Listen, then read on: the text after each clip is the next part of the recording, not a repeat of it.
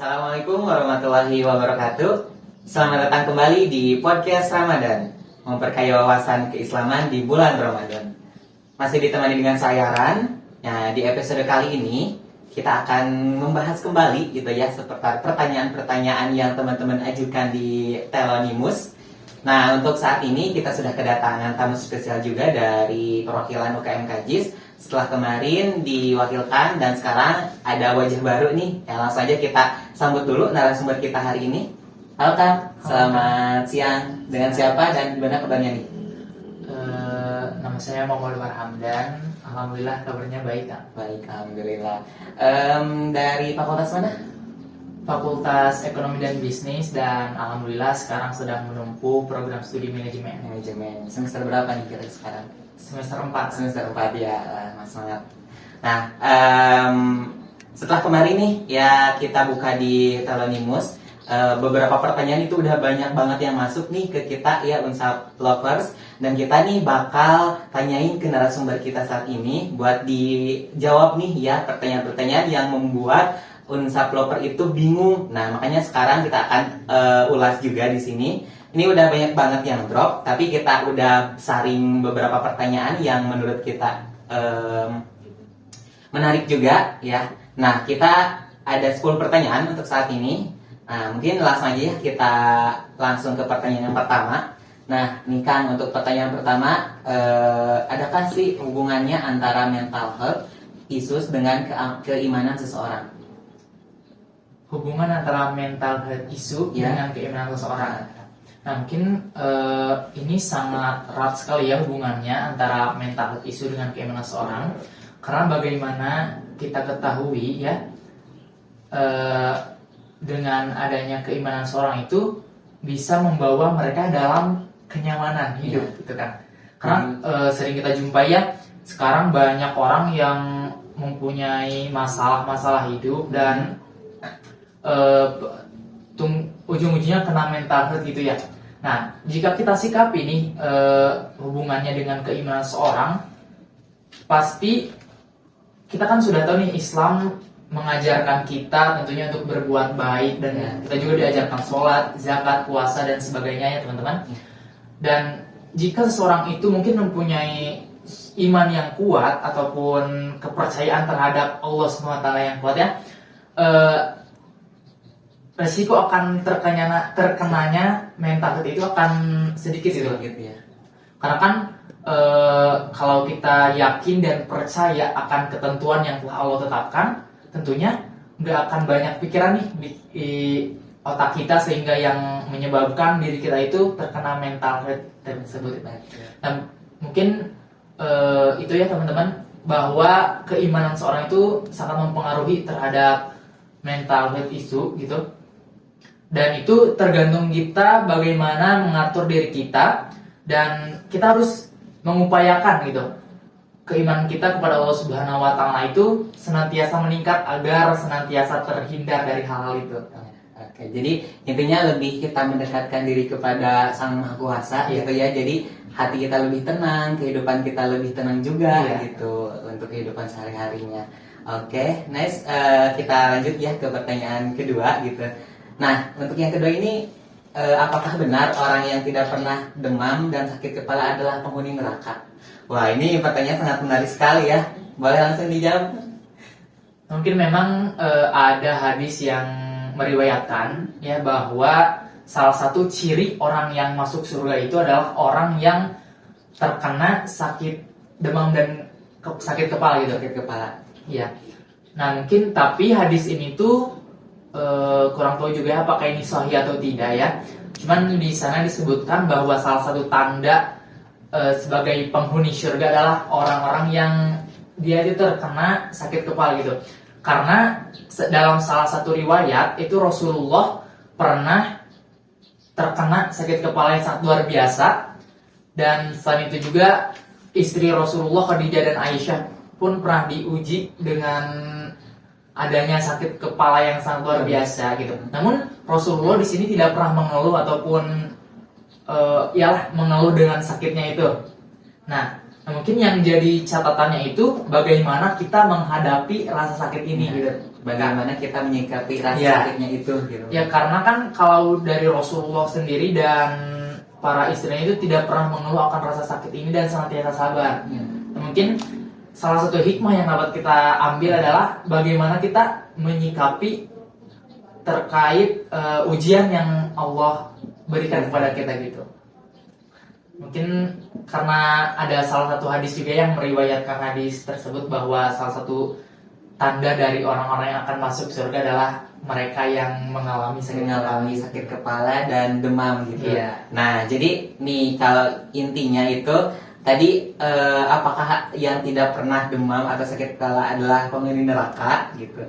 Jawabannya tadi mungkin yang tanda-tanda untuk yang masuk surga itu yang pernah mengalami demam dan sakit kepala gitu ya kan? Mungkin dengan sikap mereka aja gitu. Dengan cara mereka menyikapinya juga dengan kesabaran. ya kesakitan itu disikapinya bagaimana gitu ya.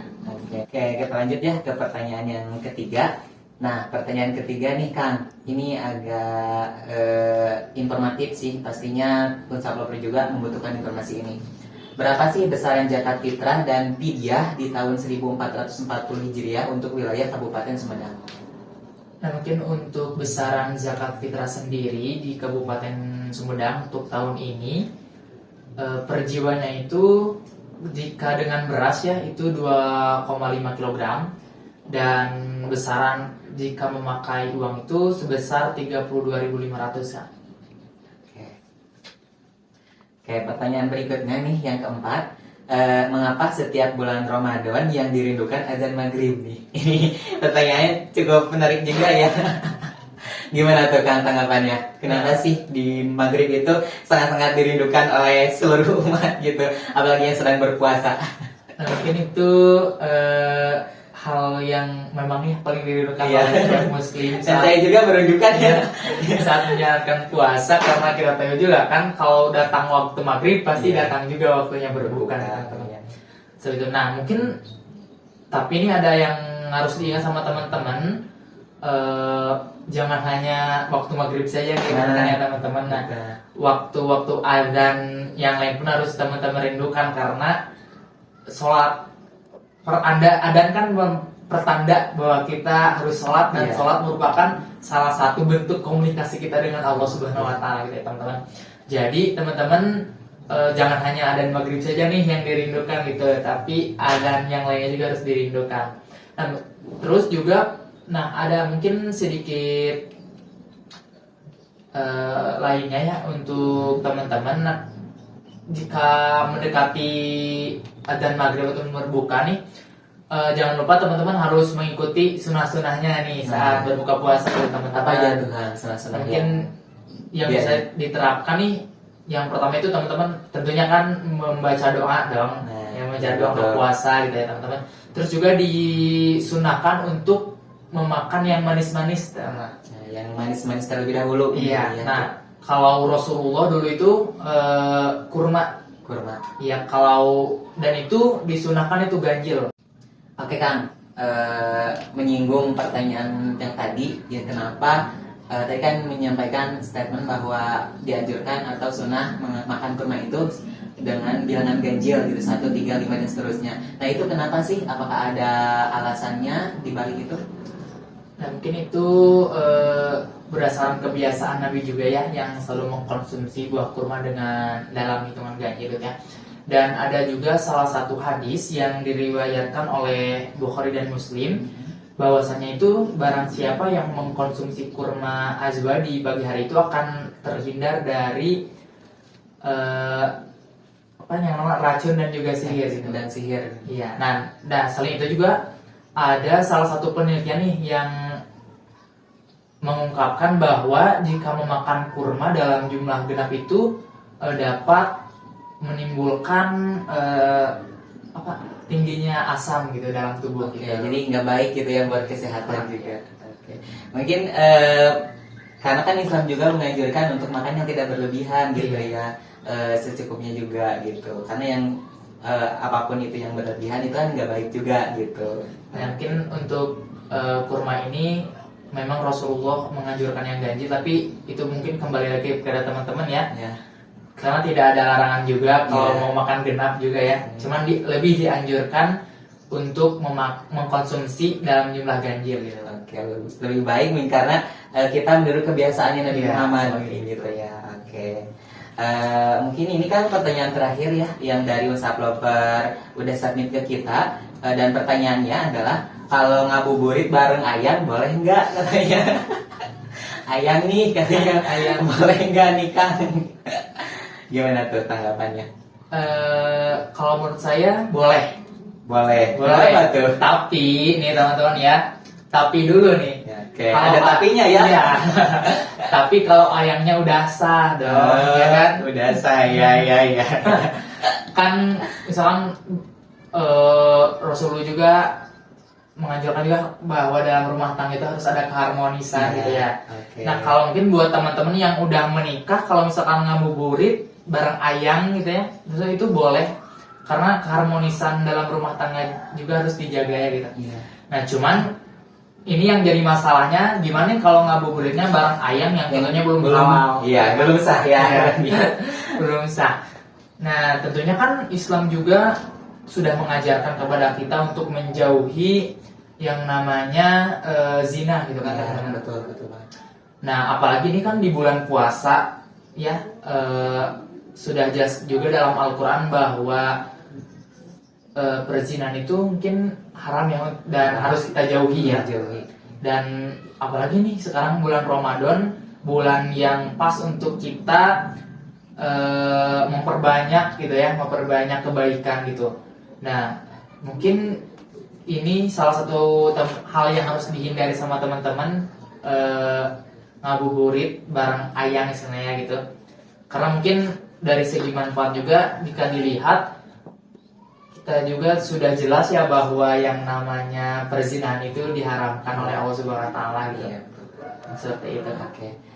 Tapi kalau misalkan ngabuburit bareng ayang nih, tapi dalam konteks yang sangat baik gitu, nggak hanya lewat pacaran yang nggak ada gunanya gitu, tapi memberikan dampak positif kayak contohnya ngabuburit sambil memberikan takjil gitu bareng, terus ngaji bareng. Nah itu gimana kan kira-kira kalau gitu? Nah mungkin kalau pandangan, kalau dulu kan nggak ada istilah pacaran ya. Oh iya betul, Iya, betul betul, banget ya. Tapi kan secara realistis lah kita kan Ya. sekarang banyak nih ya yang pacaran gitu. Mereka juga kan ingin, ini juga salah satu pertanyaan di sini kan, boleh nggak sih gitu. Nah tadi yang saya pertanyakan juga dalam konteks yang positif itu gimana tuh, kayak tadi sambil bagi-bagi takjil bareng mungkin atau ngaji bareng juga gitu, bukan hal yang pacaran yang pada biasanya gitu. Gimana kan? Nah mungkin kalau untuk itu sendiri itu mungkin banyak pendapat ya. Ya. Tapi kan dalam hukumnya sendiri sudah jelas ya kalau yang namanya pacaran gitu ya, terutama bagi kita yang belum halal atau belum sah gitu, lebih baik kita hindari dulu aja. Ya. Berarti dapat disimpulkan ya sebisa-bisanya kita untuk tidak berpacaran apalagi di bulan puasa gitu ya. Oke, lebih baik kita mencari hal-hal yang bermanfaat, positif, nambah pahala gitu ya. Contohnya kayak ngaji, terus perbanyak zikir. Oke, mungkin itu aja sih Kang pertanyaan yang telah WhatsApp Lover ajukan ke kita gitu. Terima kasih atas waktunya udah bisa bergabung di WhatsApp Radio. Semoga sehat terus Kang di sana gitu. Dan mungkin saya ucapkan terima kasih juga ya kepada WhatsApp Radio, dan mohon maaf yang sebesar-besarnya apabila mungkin ada kata-kata yang kurang berkenan ataupun ada perbedaan pendapat dengan teman-teman yang lain, karena ya saya juga masih belajar. Ya betul, karena kita pun tidak luput dari kesalahan ya gitu. Mungkin jika ada kesalahan atau apapun mohon koreksi ya. Saran dan masukannya juga dari teman-teman semua. Iya betul. Nah ini untuk yang terakhir nih Kang, boleh dong closing statement dari Akang. Nah mungkin buat teman-teman sebisanya ya, kita di bulan suci Ramadan ini memperbanyak kegiatan-kegiatan yang positif gitu ya, dan jadikan bulan Ramadan ini sebagai momen untuk kita meningkatkan keimanan dan ketakwaan kita kepada Allah Subhanahu wa taala. Dan semoga kita tidak hanya sampai di bulan Ramadan gitu ya. Ya. Setelah Ramadan juga kita tetap bisa meningkatkan keimanan kita kepada Allah Subhanahu wa taala. Nah, untuk unsaploper yang masih banyak pertanyaan atau masih bingung ya terkait dengan bulan Ramadan ini gitu, pertanyaan-pertanyaan yang hal-hal kecil tapi harus benar-benar diketahui gitu olah bersama. Nah, boleh banget unsaploper submit ke webnya kita di Telonimus ya, di sana identitas unsaploper juga akan terjaga dan nanti kita akan bahas di podcast berikutnya. Oke, terima kasih. Sekian podcast kali ini. Jangan lupa untuk di subscribe, comment, and like, dan juga di share ke temennya sebanyak-banyaknya. Oke, terima kasih atas perhatiannya. Wassalamualaikum warahmatullahi wabarakatuh.